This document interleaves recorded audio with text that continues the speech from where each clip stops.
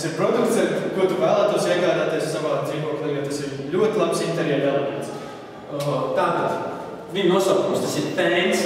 10,100. Tas ir universāls fēns, kurš attaino ditvu attieksmi pret pasauli. Mūsu ditvu gudrās galvas simbolizē, ditvu asos prāts simbolizē šī nagla, uz kā turās globus. Tas ir globus fēns, speciāli izstrādāts priekš ditviem. Tātad ir arī speciāla uzparība, zābaks.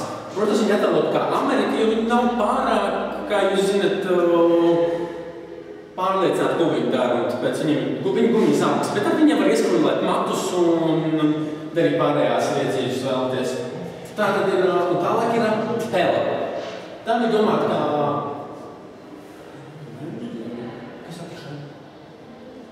Dienvidamerika. Apakšā ir pele, tā ir Dienvidamerika. Viņi personalizē tādā veidā, ka tajās valstīs ļoti daudz žurku ir. Bet ne šajā gadījumā. Šajā gadījumā pele ir tas, kas tev no matiem izvilks kā ķemīt viss mazās lietiņas. Tālāk apakšā ir smurfu cepuri.